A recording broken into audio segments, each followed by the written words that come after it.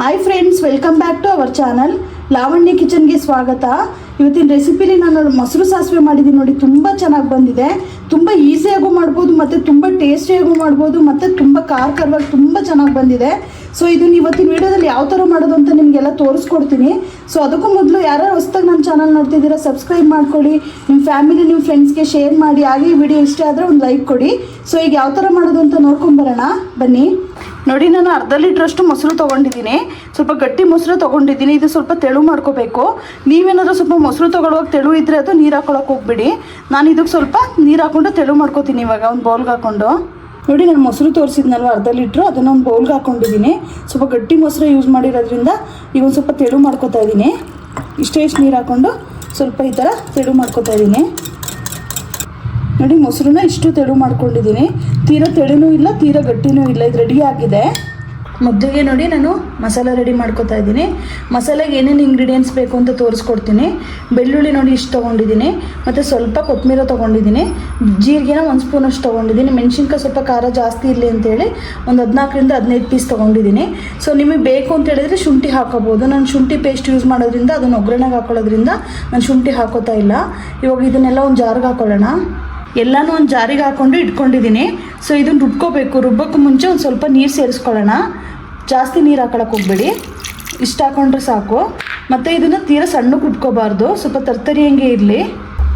ನೋಡಿ, ಇಷ್ಟು ತರ್ತರಿಯಾಗಿ ರುಬ್ಕೊಂಡಿದ್ದೀನಿ. ಇಷ್ಟು ರುಬ್ಕೊಂಡ್ರೆ ಸಾಕು, ತೀರಾ ಸಣ್ಣಕ್ಕೇನು ರುಬ್ಕೊಳ್ಳೋದೇನು ಬೇಡ. ಇವಾಗ ಒಗ್ಗರಣೆಗೆ ಏನೇನು ಇಂಗ್ರೀಡಿಯೆಂಟ್ಸ್ ಬೇಕು ಅಂತ ತೋರಿಸ್ಕೊಡ್ತೀನಿ. ಒಗ್ಗರಣೆಗೆ ಏನೇನು ಇಂಗ್ರೀಡಿಯೆಂಟ್ಸ್ ತೊಗೊಂಡಿದ್ದೀನಿ ಅಂತ ತೋರಿಸ್ತೀನಿ. 1 ಈರುಳ್ಳನ್ನ ಉದ್ದುದ್ದ ಕಟ್ ಮಾಡಿ ಇಟ್ಕೊಂಡಿದ್ದೀನಿ, ಮತ್ತು 1 ಸ್ಪೂನಷ್ಟು ಜೀರಿಗೆ ತೊಗೊಂಡಿದ್ದೀನಿ, ಸ್ವಲ್ಪ ಅರಿಶಿನ ಪುಡಿ ತೊಗೊಂಡಿದ್ದೀನಿ, 3ರಿಂದ 4 ಒಣಮೆಣ್ಸಿನ್ಕಾಯಿ ತೊಗೊಂಡಿದ್ದೀನಿ, ಮತ್ತು 2 ಸ್ಪೂನಷ್ಟು ಬಿಳಿ ಎಳ್ಳು ತೊಗೊಂಡಿದ್ದೀನಿ, 1 ಸ್ಪೂನಷ್ಟು ಜಿಂಜರ್ ಗಾರ್ಲಿಕ್ ಪೇಸ್ಟ್ ತೊಗೊಂಡಿದ್ದೀನಿ, ಮತ್ತು 1 ಸ್ಪೂನ್ ಸಾಸಿವೆ ತೊಗೊಂಡಿದ್ದೀನಿ, ಮತ್ತು ರುಚಿಗೆ ತಕ್ಕಷ್ಟು ಉಪ್ಪು ತೊಗೊಂಡಿದ್ದೀನಿ. ಈಗ ಒಗ್ಗರಣೆಗೆ ರೆಡಿ ಮಾಡ್ಕೊಳ್ಳೋಣ. ಯಾವ ಥರ ಅಂತ ತೋರಿಸ್ಕೊಡ್ತೀನಿ.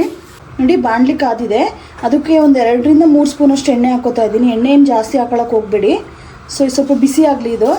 ನೋಡಿ, ಎಣ್ಣೆ ಕಾದಿದೆ. ಇದಕ್ಕೆ ಸಾಸಿವೆ ಹಾಕೋತಾ ಇದ್ದೀನಿ.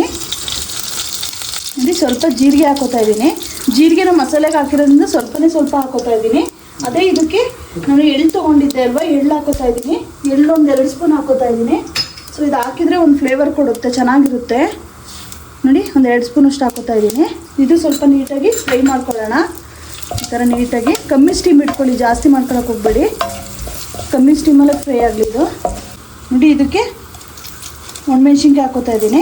ಇದನ್ನು ಹಾಕ್ಕೊಂಡು 1 ನಿಮಿಷ ಫ್ರೈ ಮಾಡ್ಕೊಳ್ಳೋಣ. ನೋಡಿ, ಎಳ್ಳು ಒಂದು ಫ್ರೈ ಆದ್ರೇ ಒಂದು ಫ್ಲೇವರ್ ಕೊಡುತ್ತೆ, ತುಂಬ ಚೆನ್ನಾಗಿ ಫ್ಲೇವರ್ ಬರ್ತಾ ಇದೆ. ಅದೇ ಇದಕ್ಕೆ ಕರಿಬೇವಿನಲ್ಲಿ ಹಾಕೋತಾ ಇದ್ದೀನಿ. ಹಾಕೊಂಡು ನೀಟಾಗಿ ಎಲ್ಲನೂ ಸ್ವಲ್ಪ ಬಾಡಿಸ್ಕೊಳ್ಳೋಣ. ಸರಿ, ಚೆನ್ನಾಗಿ ಬಾಡಿಸ್ಕೋಬೇಕು.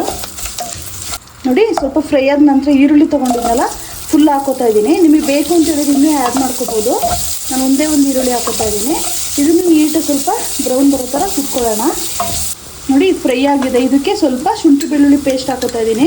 ಇದು ಸ್ವಲ್ಪ ಹಾಕೋತಾ ಇದ್ದೀನಿ. ನಾನು ಮಸಾಲೆಗೂ ಸ್ವಲ್ಪ ಬೆಳ್ಳುಳ್ಳಿ ಎಲ್ಲ ಹಾಕಿರೋದ್ರಿಂದ ಸ್ವಲ್ಪ ಹಾಕೋತಾ ಇದ್ದೀನಿ. ಇದನ್ನು ನೀಟಾಗಿ ಬಾಡಿಸ್ಕೊಳ್ಳೋಣ. ಅದರಲ್ಲಿರೋ ಹಸಿ ಅಂಶ ಎಲ್ಲ ನೀಟಾಗಿ ಹೋಗಲಿ. ಇದು ನೀಟಾಗಿ ಬಾಡಿದ ಮೇಲೆ ಬೇರೆ ಏನಾರು ಹಾಕೋಬೇಕು, ಹಂಗೆ ಹಾಕೊಳ್ಳೋಕೆ ಹೋಗ್ಬಿಡಿ. ನೋಡಿ, ಇದಕ್ಕೀಗ ಒಂದು ಸ್ವಲ್ಪ ಅರಿಶಿನ ಪುಡಿ ಹಾಕೋತಿದ್ದೀನಿ, ಒಂದು ಅರ್ಧ ಸ್ಪೂನಷ್ಟು ಹಾಕೊಂಡು ನೀಟಾಗಿ ಎಲ್ಲನೀಗ ಮಿಕ್ಸ್ ಮಾಡ್ಕೊಳ್ಳೋಣ. ಚೆನ್ನಾಗಿ ಮಿಕ್ಸ್ ಮಾಡ್ಕೋಬೇಕು. ನಿಮಗೆ ಬೇಕು ಅಂತ ಹೇಳಿದ್ರೆ ಮಸಾಲೆಗೂ ಹಾಕೋಬೋದು ಅರಿಶಿನ ಪುಡಿನ. ನಾನು ಇದಕ್ಕೆ ಹಾಕೋತಾ ಇದ್ದೀನಿ. ಸೊ ಸ್ವಲ್ಪ ಆಗಲಿ, ಇದು ಸ್ವಲ್ಪ ಫ್ರೈ ಆಗಲಿ. ನೀಟಾಗಿ ಬೆಂದಿದೆ ಇದು. ಇದಕ್ಕೆ ಈಗ ರುಬ್ಕೊಂಡಿದ್ವಲ್ಲ ಮಸಾಲೆ ಹಾಕೊಳ್ಳೋಣ. ನಾನು ಡೈರೆಕ್ಟಾಗಿ ರುಬ್ಕೊಂಡಿದ್ದೀನಿ, ರುಬ್ಕೊಂಡಿಲ್ಲ. ಸೊ ಹಂಗಾಗಿ ಸ್ವಲ್ಪ ಕುದಿಸ್ಕೊತಾ ಇದ್ದೀನಿ ಒಗ್ಗರಣೆಯಲ್ಲಿ. ನೋಡಿ, ಮಸಾಲೆನ ನೀಟಾಗಿ ಈ ಥರ ಒಗ್ಗರಣೆಲ್ಲ ಕುದಿಸ್ಕೋಬೇಕು. ಇದರಲ್ಲಿ ಹಸಿ ಅಂಶ ಇರುತ್ತಲ್ಲ, ಅದೆಲ್ಲ ಹೋಗೋವರೆಗೂ ಕುದಿಸ್ಕೋಬೇಕಾಗುತ್ತೆ. ಸೊ ನಿಮಗೆ ಈ ಥರ ಮಾಡೋಕ್ಕಾಗಲ್ಲ ಅಂತ ಹೇಳಿದರೆ ಮಸಾಲೆ ರುಬ್ಬೋಕ್ಕೂ ಮುಂಚೆ ಅದನ್ನು ಸ್ವಲ್ಪ ಎಣ್ಣೆಲಿ ಫ್ರೈ ಮಾಡಿಕೊಂಡು ಮೆಣಸಿನ್ಕಾಯಿ ಎಲ್ಲ ರುಬ್ಕೋಬೋದು. ಆ ಥರ ಮಾಡಿದ್ರೆ ಇಷ್ಟೊಂದೆಲ್ಲ ಕುದಿಸ್ಕೋಬೋ ಅವಶ್ಯಕತೆನೇ ಇರಲ್ಲ. ಸೊ ಇದು ನೀಟಾಗಿ ಕುದ್ದಿದೆ. ಇದಕ್ಕೆ ಈಗ ರುಚಿಗೆ ಎಷ್ಟು ಬೇಕು ನೋಡಿ ಉಪ್ಪು ಹಾಕೊಳ್ಳೋಣ. ನಾನು ಇಷ್ಟು ಸೇರಿಸ್ಕೊತಾ ಇದ್ದೀನಿ. ಹಾಕೊಂಡು ನೀಟಾಗಿ ಈಗ ಮಿಕ್ಸ್ ಮಾಡ್ಕೊಳ್ಳೋಣ. ಎಲ್ಲನೂ ನೀಟಾಗಿ ಉಪ್ಪು ಹಿಡಿಯೋ ಥರ. ಸೊ ಇದಾಗಿದೆ. ಇದನ್ನ ಈಗ ಆಫ್ ಮಾಡ್ಕೊಳ್ಳೋಣ. ಸೊ ಬಿಸಿ ಇರುವಾಗಲೇ ಮೊಸರು ಹಾಕೊಳ್ಳೋಕೆ ಹೋಗ್ಬೇಡಿ, ಸ್ವಲ್ಪ ಇದು ಕೂಲ್ ಆಗಲಿ. ಇದು ಗ್ಯಾಸ್ ಆಫ್ ಮಾಡ್ಕೊತಾ ಇದ್ದೀನಿ. ನೋಡಿ, ಇದು ಮಸಾಲೆ ಎಲ್ಲ ನೀಟಾಗಿ ಕೂಲ್ ಆಗಿದೆ. ಇದೇ ಇದಕ್ಕೆ ಮೊಸರು ತೊಗೊಂಡಿದ್ನಲ್ಲ ಹಾಕೋತಾ ಇದ್ದೀನಿ. ಸೊ ನೀವೆಲ್ಲ ಮಜ್ಜಿಗೆ ಸಾರು ಅಂದ್ಕೊಬಿಟ್ಟಿರ, ಮಜ್ಜಿಗೆ ಸಾರೇ ಬೇರೆ. ಅದನ್ನೊಂದ್ಸರಿ ರೆಸಿಪಿ ಮಾಡಿ ತೋರಿಸ್ತೀನಿ. ಇದು ಮೊಸರು ಸಾಸಿವೆ ಅಂತ ಹೇಳಿ. ಸೊ ಈಗ ಮೊಸರು ತೊಗೊಂಡಿದ್ದೆಲ್ಲ ಫುಲ್ ಹಾಕೋತಾ ಇದ್ದೀನಿ. ಮೊಸರಲ್ಲಂತೂ ತುಂಬ ವೆರೈಟೀಸ್ ಮಾಡ್ಬೋದು. ಸೊ ಈ ಥರ ಹಾಕೊಂಡು ನೀಟಾಗಿ ಮಿಕ್ಸ್ ಮಾಡ್ಕೊಳ್ಳೋಣ. ಈ ಥರ ಚೆನ್ನಾಗಿ ಮಸಾಲೆಯಲ್ಲಿ ಹಿಡಿಯೋ ಥರ ಮಿಕ್ಸ್ ಮಾಡ್ಕೊಳ್ಳೋಣ. ನೋಡಿ, ಒಳ್ಳೆ ಸಾಂಬಾರು ಮಾಡಿರಬೇಕಾದ್ರೆ ಅದಕ್ಕೆ ನೆಂಚಕ್ಕೆ ಏನಾದರೂ ಸ್ಪೈಸಿಯಾಗಿ ಬೇಕು ಅನಿಸುತ್ತೆ. ಸೊ ಅದಕ್ಕೆ ನಾನು ಮೆಣಸಿನ್ಕಾಯ್ದು ಸ್ವಲ್ಪ ಹುರ್ಕೊಂಡು ಸ್ಪೈಸಿಯಾಗಿ ನಂಚ್ಕೊಳಕ್ಕೆ ಮಾಡ್ಕೋತಾ ಇದ್ದೀನಿ. ನಿಮಗೆ ಈ ಥರ ಮಾಡೋಕ್ಕಾಗಲ್ಲ ಅಂತ ಹೇಳಿದ್ರೆ ಮಜ್ಜಿಗೆ ಮೆಣಸಿನ್ಕಾಯಿ ಯೂಸ್ ಮಾಡ್ಕೋಬೋದು. ಸೊ ಈ ಥರ ಒಂದ್ಸರಿ ಟ್ರೈ ಮಾಡಿ, ತುಂಬಾ ಚೆನ್ನಾಗಿರುತ್ತೆ. ಈ ಮಳೆಗಾಲದಲ್ಲಂತೂ ತುಂಬಾ ಚೆನ್ನಾಗಿರುತ್ತೆ.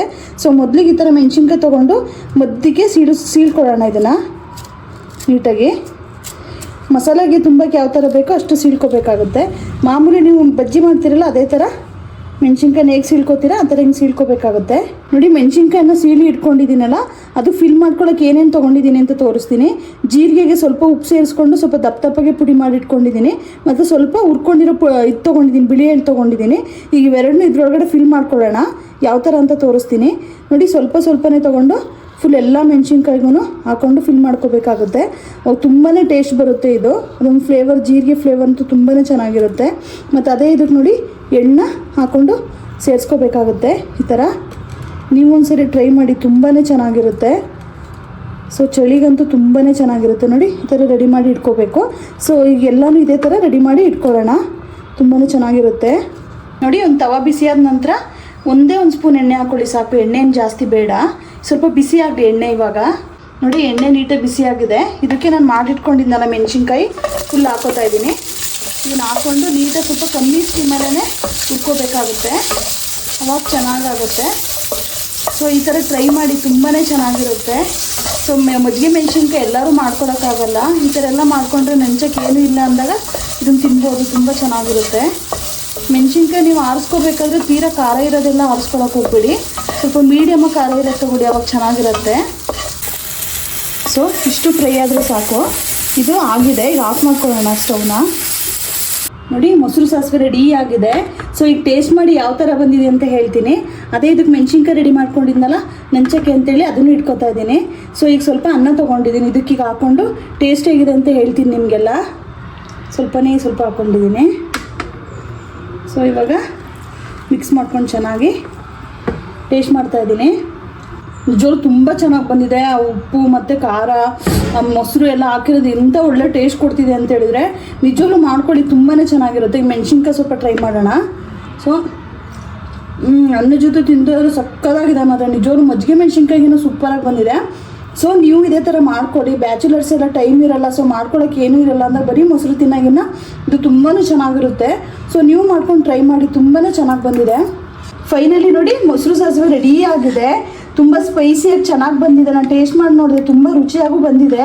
ಸೊ ಇವತ್ತಿನ ವೀಡಿಯೋದಲ್ಲಿ ಇದನ್ನು ಯಾವ ಥರ ಮಾಡೋದು ಅಂತ ನಿಮಗೆಲ್ಲ ತೋರಿಸ್ಕೊಟ್ಟಿದ್ದೀನಿ. ತುಂಬ ಈಸಿಯಾಗಿ ಕೂಡ ಮಾಡ್ಬೋದು.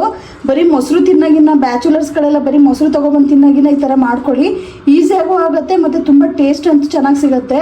ಸೊ ಇವತ್ತಿನ ವೀಡಿಯೋ ನಿಮಗೆಲ್ಲ ಇಷ್ಟ ಆಗಿದ್ದರೆ ಮಾಡ್ಕೊಂಡು ಹೇಗಿತ್ತು ಅಂತೇಳಿ ನನಗೆ ಕಮೆಂಟ್ಸ್ ಮಾಡಿ ತಿಳಿಸಿ.